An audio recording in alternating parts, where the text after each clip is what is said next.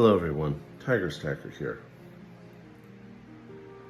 In this video I want to talk to you about something that's very special to every one of us. Why we're stacking. What we intend to do with it. My strategy is pretty simple. I am a workaholic and I believe I'm going to be one of those guys that passes away within 12 months of me not being able to work anymore. And I don't have any intention of dying anytime soon. But my dad died at 55, my mom died at 65, and I'm 60. And in some ways I've taken better care of myself than what they did, but I haven't been good as many others. I'm an alpha male who takes pride in his work, but my work is stressful. And I'm sure wears on my heart. I married a wonderful woman who I loved very dearly, and I've not been a good saver. When I woke up and started learning about metals and saving, I found out I was a much better saver. I like pretty things. And usually that means you're losing money. But in metals, it does not. Yes, you're going to be losing some in premium, but if you hold on to it for the right amount of time, you're really not losing. Because I would have spent all that money on things I could not recover later in life. Motorcycles, airplanes, lessons. But what happens when things go bad? You can cash out on them. One of my reasons is when I get to be a part of my grandson's life, if he needs help for college, I can be there for him. But I currently have a more pressing matter. Wifey is not originally from America. She is from the country of Ukraine. And I know some of you may or may not share my viewpoint on what's going on over there, but this war is unnecessary and has been set into motion years before the initial attack from Russia to Ukraine. People don't make war. Countries make war. But the people pay. Murder is a sin. Therefore, war is a sin. And the innocents that are in Ukraine don't deserve to have their lives put in jeopardy. I have a mother-in-law, brother-in-law over there, as well as my brother-in-law's wife and her son. One of my hopes and goals is to bring them to America so they can live away from direct harm. And this is one of the reasons I would be willing to cash in and also be able to be self-sustaining. Water well, solar power, other contingency plans. But the most likely reason is my death. Not for yourself, but to protect your family, especially after you die. What do you do if they're not interested? Because knowledge is power. And the lack of knowledge is no power. So you're dead. And your family members or member has chosen to ignore all your warning signs. So do you have such a person in your family? Maybe it's your wife, your husband. Maybe it's your children. Maybe it's a grandchild that is like my grandson, too young to know anything. No matter what, whoever has not listened to you for whatever reason is now at risk for losing a lot of money after your demise. Why? There are people out there that will take advantage of your family and their lack of knowledge, lack of understanding. So do you think that stacking is all? That your job is done with stacking? No, no, no. Think again. It has just begun. What can you do? You can teach them while you're alive, trying various different ways to help them. You can talk to them. You'll get varied success, maybe totally ignored. You can maybe get them involved by buying them really cool things, especially if they're children. You can quiz them. Do you remember where I told you the items are? Do you remember the rules that I told you? Do you remember how to sell?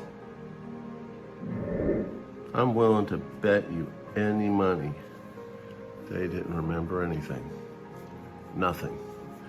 Not interested in the beginning, low likelihood that they'll be interested later. Until you're gone, and they're going to complain that they should have listened. And if you keep pushing them, all you're going to do is tick them off and they'll close you out even further. People mainly learn your lessons when you're dead. And then they won't remember half of what you told them and wish they had listened. By the way, if you like what this subject matter is, please give me a thumbs up. Make a comment below. Subscribe. Hit the bell notification. Tell your friends. So, what do you do?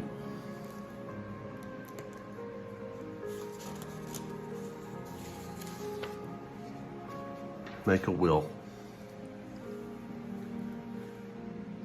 Mine is currently being redone. Keep it at least 3 locations. Maybe one at your house. Maybe one at your best friend's house. One at your attorney's house. And if you don't trust the person that you're going to be willing the money to, make a trust fund.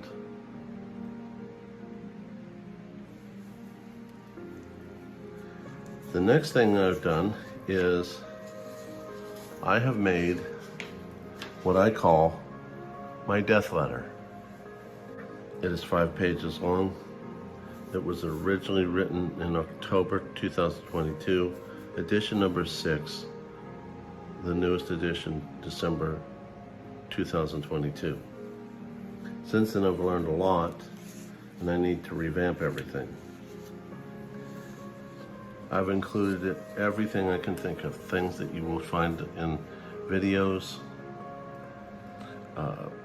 where to call, what items to call for, where to try to sell, who I believe will try to give her money fast but will probably not pay her enough, who I believe will pay her more but it might take a while to get everything back, who I think is trustworthy and who I don't think is trustworthy. This right here is a spreadsheet that I redo every time I add or subtract something from the stack.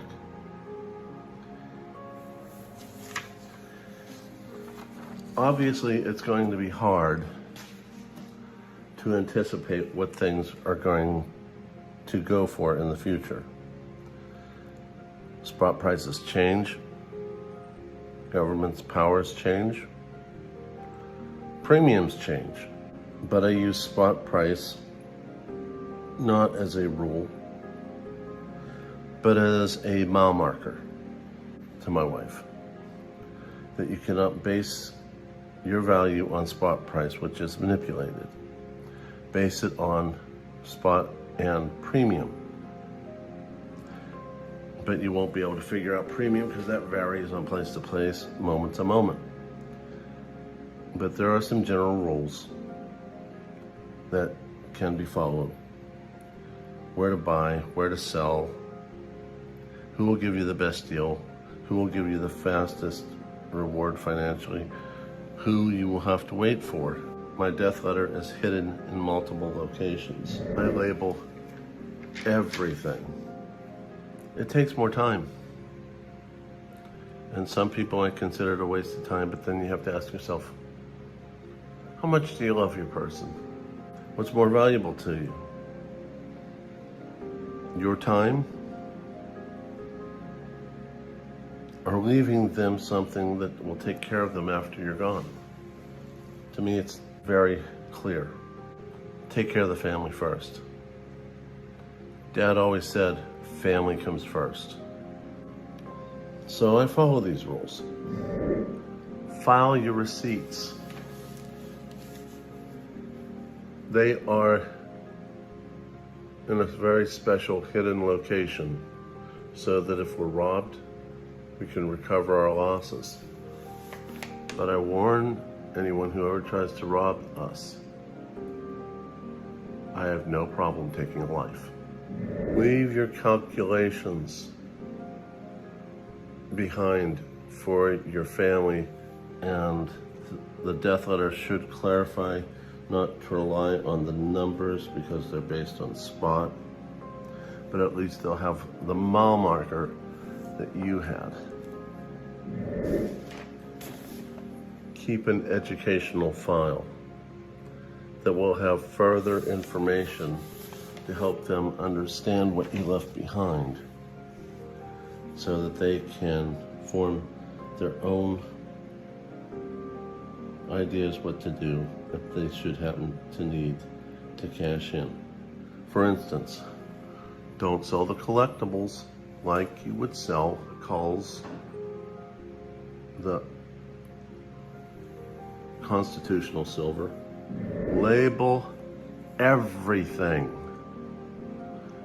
Your significant other who chose not to be part of your stacking journey is at high risk of knowing nothing and getting nothing back in return. It takes time. So let me give you some examples of this. On every capsule, I have when I bought it, where I bought it, usually in abbreviated form, and the abbreviations are in the death letter, and how much I paid. What if it comes in an assay?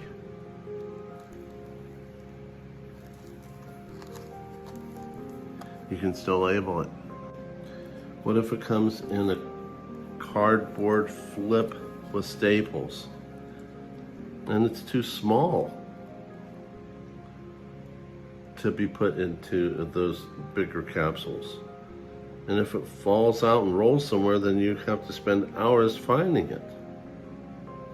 Well, here you see the product, the year,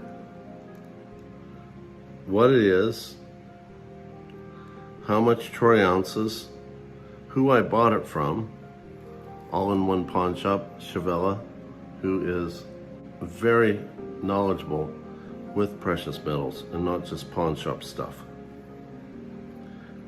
Her right arm, Teresa.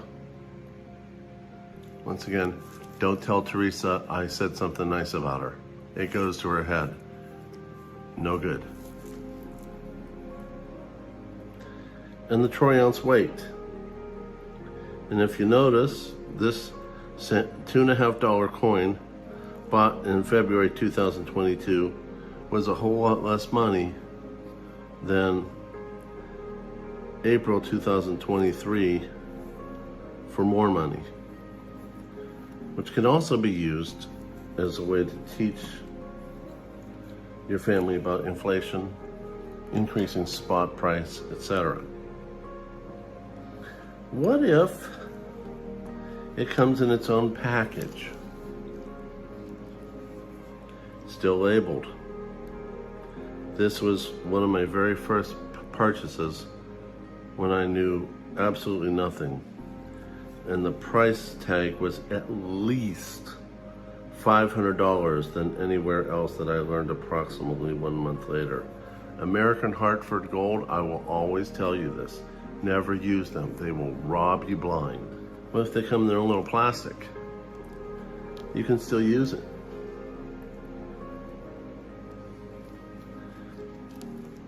I like clear labels for clear things and white labels for another thing. And it doesn't cost you much to do this. What if you want a tube of something? This is a partially filled tube of francs. A partially filled tube of foreign 1/10 ounce gold, labeled as small as I can write, where I bought it, when I bought it, and how much I paid. A partially filled tube of American Gold equals 1/10 ounce with the same labeling.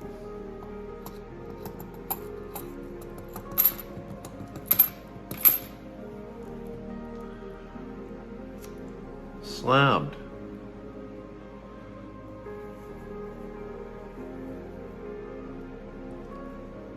Same labeling, different location.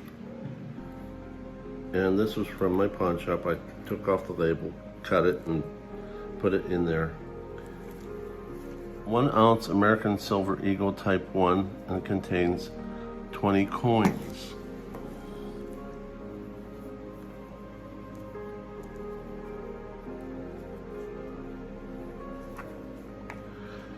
And I also label the tops, how many coins are in them, so at quick glance,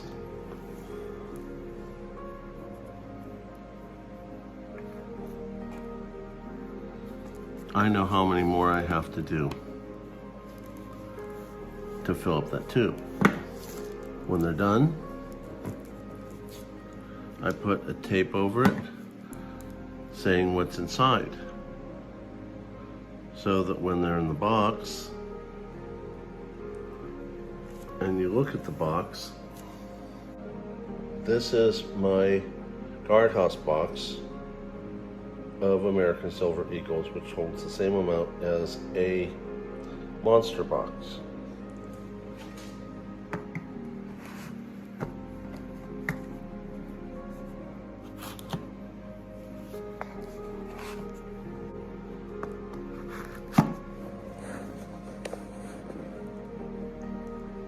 So all my type 1s, all my type 2s. I don't buy Silver Eagles that often because of the premium, but if I think I get a decent deal, or I'm going to do something such as the removal of color from Silver Eagles and then stack them, I'm still working on completing this journey.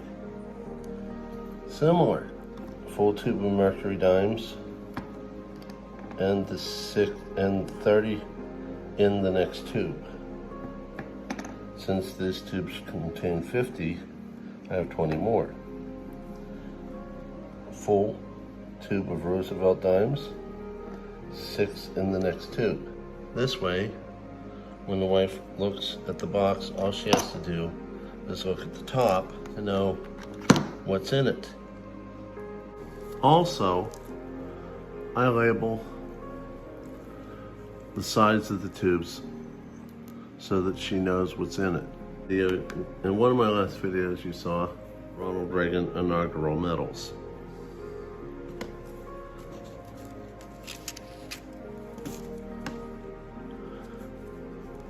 For each one of these, I have made labels that will go in their individual boxes. I use abbreviations a lot to save space. T, the silver stacker. I also sometimes label the tubes from the labels they come with, such as my pawn shop, with what it contains. In this case, damaged Morgans and damaged piece, which I got at an awesome price. Or the commemoratives, or anything else. This Morgan round, which is 1 troy pound or 12 troy ounces, I put in a smaller package. This auction piece that I won at T, the silver stacker, I made cardboard and label for the exact same reasons.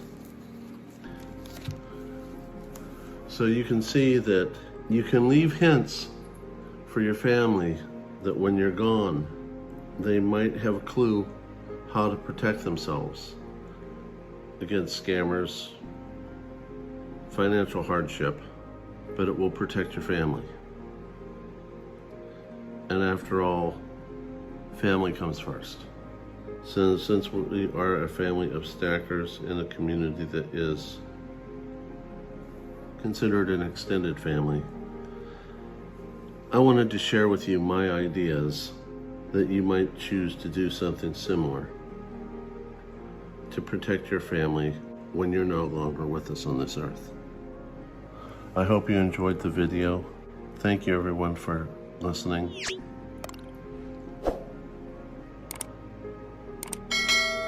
Good night. Tiger Stacker is out.